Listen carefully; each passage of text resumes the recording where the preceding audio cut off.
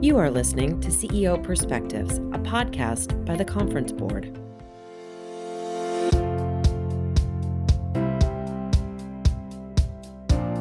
Welcome to this episode of CEO Perspectives, a signature series by the Conference Board.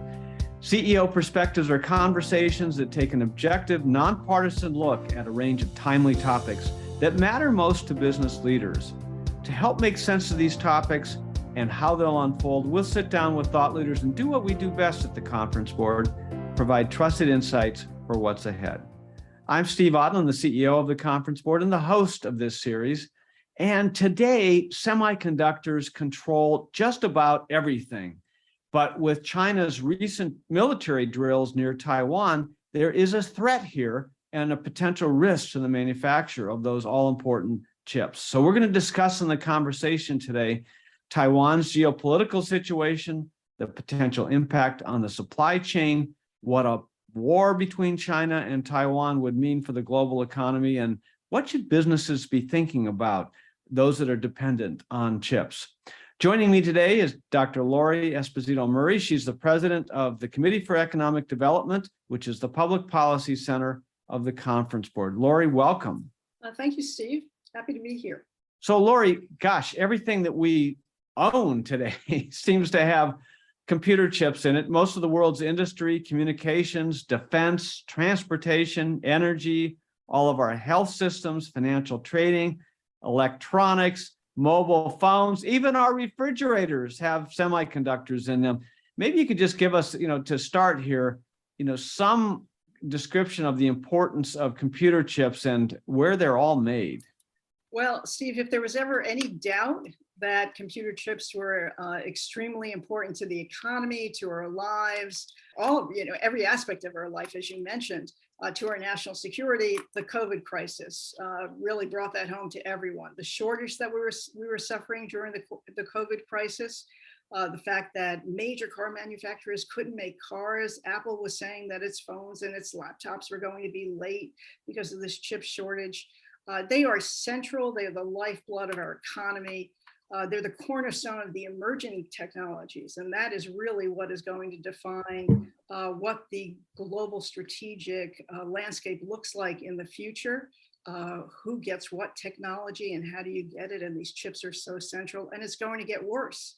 Where McKinsey has pointed out that we are becoming more and more dependent in an exponential way on chips in our technology, in our lives, from the Internet of Things, where everything's connected, to, as I said, our entire defense and national security strategy is dependent on chips to move forward. So yeah.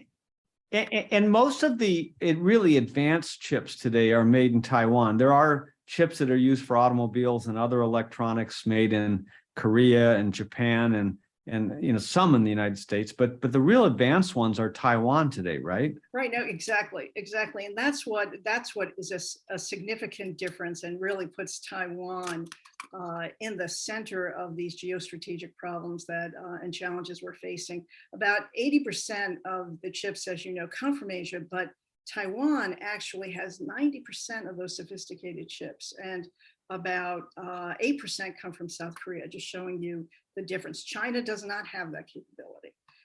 So really, Taiwan is the global manufacturing hub of these advanced chips, and they're going to become more advanced very soon. Yeah, and it's not the advanced ones that run our refrigerators, but as you said, they do run our national defense and our electronics and our health systems and everything that's really truly important to us. But how did we get to this point, Lori, where you've got 90% of the advanced chips coming out of one small island?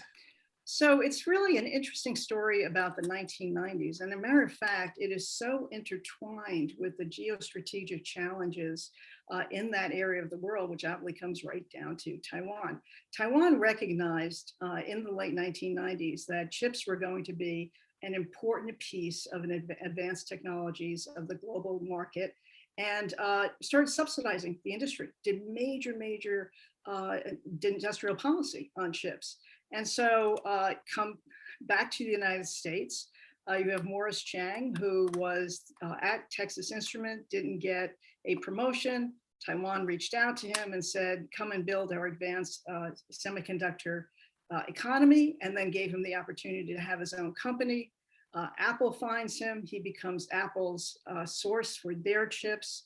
And that is really the central story of how Taiwan and the Taiwan Semiconductor manufacturing company became so central in this. But it was really Taiwan's recognition that an advanced technology and a global dependence on Taiwan's production of chips, it was a little bit of a risk, but an assessment that if the global economy became dependent on Taiwan, Taiwan would be that much safer. It was part of their deterrence strategy from being taken over by China. So it was really strategic on the part of the Taiwanese government to bring that important industry there, and there was an intent here to then have the rest of the world kind of protect them a little bit, or at least to protect that supply. So there was a reason there, but it was also a little bit serendipitous that this person was not given the opportunity at Texas Instruments. And this is kind of the way things happen in the world. There's a series of unfortunate events, and here we are.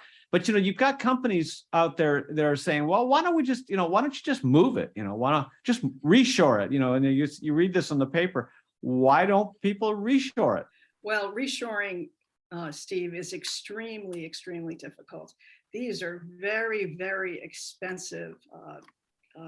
It has very, very expensive infrastructure. It's not simple. It has to be very large, very clean. It has to have advanced technology. These factories have to have advanced technologies themselves to run. This is a highly sophisticated operation. Billions of dollars to build and run these factories. And so they're not very easy to pick up and move. And that's just dealing with the infrastructure. Now you put it in the economic realm of what the other problems are. Well, there's labor. And especially today, there are construction supplies, being able to actually build something that large, that and fast enough. There's labor to build, there's labor to actually manpower the factory itself. And then there's training and upskilling, because you not only need the labor to actually build a facility, you need the sophisticated labor to actually run these very, very complicated operations.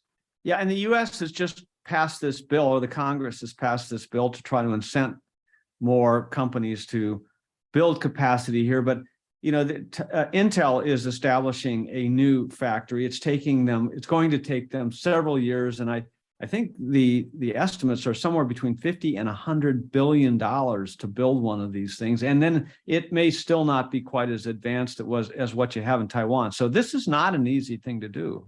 Oh, no, not at all. And it's interesting because the U.S. has the CHIPS Act. We're pretty much modeling China's industrial policy. China set out 2013, 2014, 2015 with an industrial policy on semiconductors because they realized their own vulnerability in terms of some of the sanctions and the trade wars that the U.S. was involved in, beginning to get involved in at the time. And Huawei was first among the companies to get hit. They started an industrial policy. Recently, Europe has its own CHIPS Act. The US has a CHIPS Act. South Korea is investing. Japan is investing. But it's going to take a really determined dedication and collaboration between the public and private sector for all the reasons we were just talking about to actually move this type of manufacturing capacity to other places that are. Yeah, and it's gonna take at least 5 years to get these things up and running, and so therefore there's a gap here, and therefore there's a risk to the current supply chain. So just help us put the geopolitical situation now into some sort of context. Describe the tensions between Taiwan and China. I mean, this could be a whole podcast just on the history of this, but just generally, where are we with this whole situation? Well, the short answer is we're in a very dangerous and precarious situation. It's very tense, it's highly volatile, and it really depends, I think, on two individuals, on President Xi and President Biden, in terms of how they work their way through this crisis. It really began in 2016 to intensify when President Tsai was first elected. And she came in with a much more independent approach to Taiwan's relationship with China. Xi Jinping cut off communications with Taiwan, with the Taiwanese government. That was 2016. Fast forward to the war in Ukraine in last February. And almost immediately, there were analogies being made that Taiwan played almost a similar role to China as Ukraine played to Russia in terms of Putin's view and Xi's view of those areas. And so there was a lot of fear that Xi was reading this very closely to see whether or not he should actually be moving to take over Taiwan and to incorporate it and to fully incorporate it into China. And so you have this escalation of tension. And most recently, as everyone knows, it hit a new peak as Speaker Pelosi goes to Taiwan, and China actually runs one of the largest interoperable exercises that it probably would never have gotten away with prior to her visit, showing their capabilities, threatening Taiwan, shooting missiles into Taiwan's waters, and of course, US warships going into the Straits of Taiwan shortly after that, and again last week.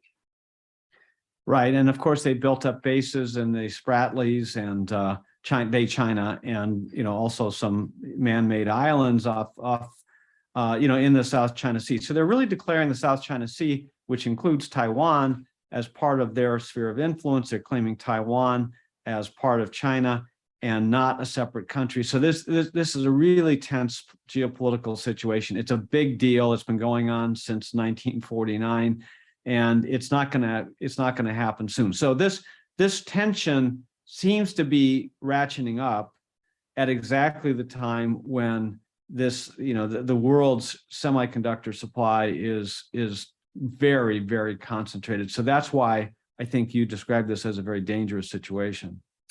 Yes, and what's interesting, if you want to do a drop back to history, it was over Formosa, which was the previous name of Taiwan in the 1950s, that almost escalated to nuclear threats back and forth, and the threat of nuclear war between China and the US. So, some say that, a war between, a Chinese war launched on Taiwan would send global shockwaves that are certainly larger than Russia, Ukraine, and larger than COVID. What do you think? What could happen, and what would be the ramifications should China invade Taiwan? So it's interesting because the head of TSMC, the Taiwanese Semiconductor Manufacturing Company, recently said in the CNN interview that it would render the chip factory inoperable if China should attack Taiwan. And that's because there's a need to be real time in terms of products coming in, supplies coming in order to make these chips, and it would make them inoperable. And so you'd have a complete shutdown of 90% of the advanced chips manufacturing capability if China should invade Taiwan. So that would have a massive impact on the global economy, not only in the longer term, but almost immediately in the short term. So the impact would be severe. And as he put it, everyone would be losers. But I think there are really three scenarios here. There's the Hong Kong scenario, I call it, which is that if China invaded Taiwan, the rest of the world would make rhetorical comments, but would be so concerned about what was happening, particularly because of the chips, and also because of their own relationships. So many countries are so intertwined with China's economy.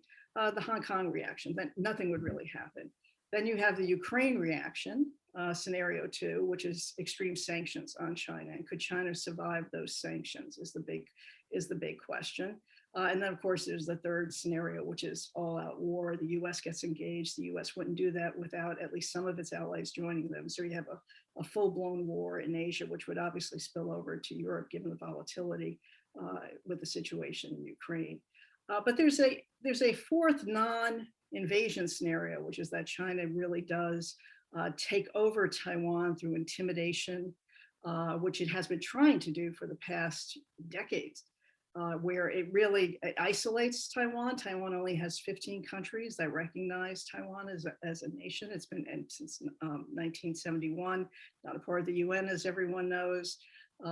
Isolating Taiwan diplomatically, intimidating them with military training force over, in their waters, intimidating them through the use of the internet, social media, and how other countries and how other people view Taiwan, and distorting how Taiwan is perceived. So that scenario is actually, I think, probably the preferred Chinese scenario, because it keeps everything intact and they achieve this, what is this core goal? And I would just emphasize, this is not a matter of if China will incorporate Taiwan fully into China, but it's a question of when, and it's a question of how. We've discussed Taiwan's essential role in manufacturing of semiconductors, the geopolitical situation between Taiwan and China, and what a potential conflict would do. Next, we'll explore the economic risks to the West if semiconductor manufacturing were disrupted, and what should business leaders be doing. We're going to take a short break and we'll be right back. As you and your company monitor the volatile and uncertain economy, the award-winning forecast team at the Conference Board predicts a downturn by the end of 2022. Recession will further compound the crises that have recently upended expectations, from a deadly pandemic to a war in Ukraine and the highest inflation in decades. Yet, unprecedented crises also present unforeseen opportunities if you have a trusted, proven navigator by your side. With that in mind, and as the Conference Board has always done, we are providing you with daily, timely, and relevant content that will guide the business community through the economic storm. These trusted insights are being gathered on our website and are available to help your company master the challenges. To find out how you can chart a course for the future which will allow your business to emerge stronger on the other side, visit our free economic hub entitled Navigating the Economic Storm, your indispensable guide through the global recession, located at conference-board.org/topics/recession. Welcome back to CEO Perspectives. I'm your host, Steve Odland, the CEO of the Conference Board, and I'm joined by Dr. Lori Esposito Murray, the president of the Committee for Economic Development, which is the public policy center of the Conference Board. Okay, so Lori, if China then goes in and cuts off supply of semiconductors, what industries and what countries would be the most hurt? So everyone would be hurt, because technology has infused the entire global economy. So no matter where you are in the world, if you're using, and many, almost a large segment of the global population uses cell phones, the internet, one way or the other, by either going to a hub. I mean, it will just affect everyone's lives. It will dramatically affect the economies of all countries. But which countries will be most severely hurt, I think, are obviously the most advanced countries, the most advanced economic countries, the most advanced technological countries. And that's obviously Europe and the US, in terms of how Taiwan's ability to provide chips for advanced economies, and certain countries in Asia, of course, India, Australia, New Zealand. But it's the advanced economies that would be most hurt. What's interesting is if China can achieve this goal of incorporating Taiwan into China without destruction of the production capacities of the major chip company, plus the smaller ones, if they could actually do that, then it becomes an even more interesting and challenging situation for the United States and for the US allies and partners, because you'll have a divided economy. You'll have China, which will be in control of 90% of the most sophisticated chips manufacturing capacity. It will determine who gets it and who doesn't in terms of trade. And it clearly is a need on the part of Russia because of the technology sanctions we have on them. And Russia would clearly ally, as they have been, in terms of building an alternative international economic structure to the US-led structure. So you'll have a divided world, and you'll have China in control of 90% of the most advanced chips in an economy that, in order to advance, desperately needs them. Yeah, and it really does feed this triumvirate of Russia, China, and India, which is an interesting participant in all this that we have seen from the Ukraine situation and the energy trading. So, in that case, the energy is a little more fungible than chips, and you see, world supply chains moving around. But that's, as you're saying, is not really possible, at least in the short term, under this situation. It will take, it would take at least, it's going to take at least 3 to 5 years to do the onshoring we've already planned with Intel, with TSMC out of Taiwan and the production factories they'll build here. Same thing with Europe. It will take 3 to 5 years, but the capacity of those manufacturing plants that we're talking about is nowhere near the capacity that's needed in terms of advanced chips. Well, and just because you build a factory doesn't mean it's going to work, right? And you're not going to get necessarily the production or the quality, at least for some time. There are always these issues. So it is very risky. But you've mentioned Taiwan Semiconductor Manufacturing Company, or TSMC. And it's important that I think people understand that this chip manufacturing is concentrated in that one company. They have plants in Taiwan, but it's interesting that they've now built 2 plants in China. So when they have looked at other places to put their plants, they've become even more tied with the China-Taiwan situation, not less. Yeah, it's interesting. It's hard to tell how involved they are in China, but they were saying that 20% of their revenue came from China up until a year or two ago, after the chip shortage became a problem. And now they're saying about 10% of their revenue comes from China. But that's a significant, when you're looking at how large TSMC is and you're looking at that growth, and it may be a temporary setback, but the capacity is still there for that type of revenue. Yeah, but it still goes to show you that China would get all the possibility. Now, the firm is also a primary supplier, as you mentioned, to Apple, but also other advanced technology companies. Why did these companies put so many of their eggs in one basket? So I think it really is it was and is strictly an economic decision. The decision was, this was the company that had the capacity to develop the most advanced chips on a large scale. They're very large facilities. So in terms of production numbers, they were able to ramp that up. So if you're looking at where to actually place your business, and you're looking at it from strictly a business financial prism, then it makes sense.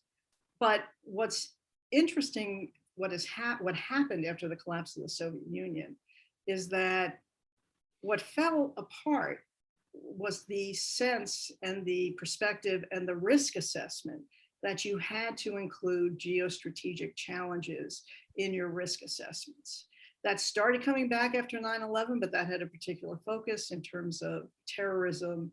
And even then it was hard to get companies to actually incorporate that into the risk assessment. And all of a sudden we are catapulted into an era now where the challenges coming from Russia, coming from China, are becoming very, very serious challenges. And of course, Russia has actually has gotten us engaged in the war, has gotten the world engaged in the war in terms of what they're doing in Ukraine.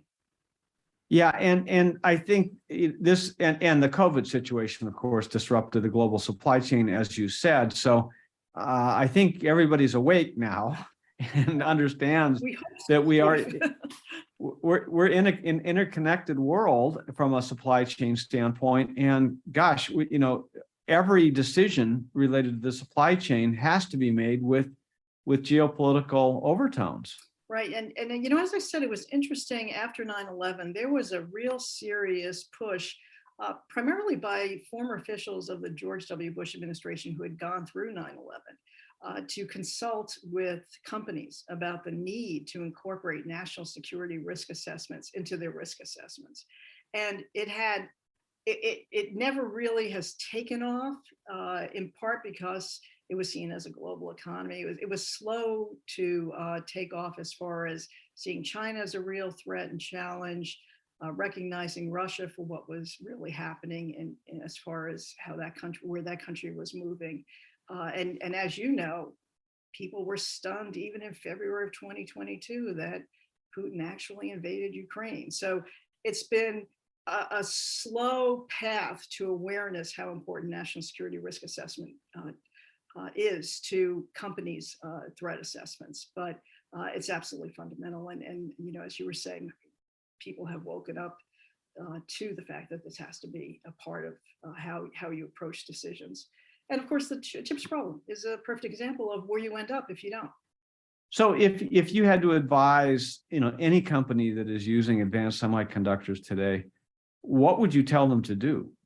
Well, first of all, self-sufficiency is not going to happen. It's just a very complicated supply chain in terms of chips. So you're never going to get self-sufficiency. But what you really want to do is, as with all your supply chain issues, is you want to build in redundancy. You want to make sure that your supply chain is coming from safer places, more reliable friends. So the term has now become friendshoring. You want to make sure you're building up supply chains that are both redundant and also are shifting towards countries that are more friendly and share your values. So overall, that's how you need to look at it as a company. You need to look at your entire strategy, as I said, with national security risk assessments. That has to be part of it. But there are also other key pieces to this that really require public-private collaboration.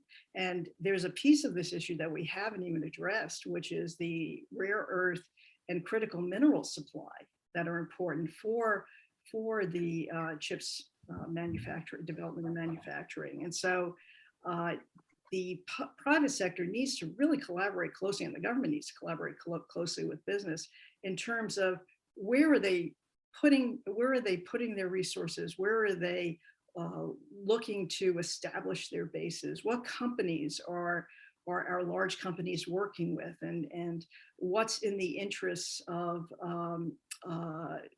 how do we move out of the situation we're in where 90% of the chips come from one country. How do we build those capacities elsewhere, and encouraging these companies to move into onshore here and in Europe.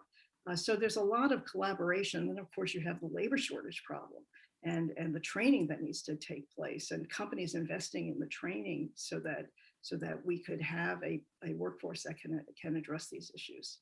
Yeah, but I think this point about, the public-private, partnership and collaboration is really important, and communication. There needs to be, some prioritization of what's strategically necessary for defense, for our economy and everything else. And that has to be done, collaboratively. And so there needs to be a different spirit between Washington and the rest of the country, that, we're all on the same side here. And I think that has eroded a little bit, and it's something that's required to come back. Oh, it's fundamental. It's absolutely fundamental. Yeah. Or we'll never be able to deal with these types of challenges and the enormity of them. No, it's exactly right. Lori Esposito Murray, as always, a geopolitical expert and public policy expert. Thanks so much for joining us today. Well, thank you, Steve. As I said, always my pleasure to discuss these important issues with you. And thanks to all of you for listening in to CEO Perspectives. Every week we'll be joined by a prominent thought leader discussing the insights on the issues of our time. We'll deal with issues related to geopolitics, economics, public policy, ESG, human capital, and more. Please share CEO Perspectives with everybody you know. Put it on your social networks. We want everybody to benefit from the insights that we are covering with these experts. I'm Steve Odland, and this series has been brought to you by the Conference Board. You've been listening to a podcast from the Conference Board, the indispensable ally that has helped businesses through war, recession, and economic transformation for over 100 years. As recent unexpected economic challenges persist, you can chart a course for the future which will allow your business to emerge stronger on the other side. Just visit our free economic hub entitled Navigating the Economic Storm, your indispensable guide through the global recession, located at www.conference-board.org/topics/recession.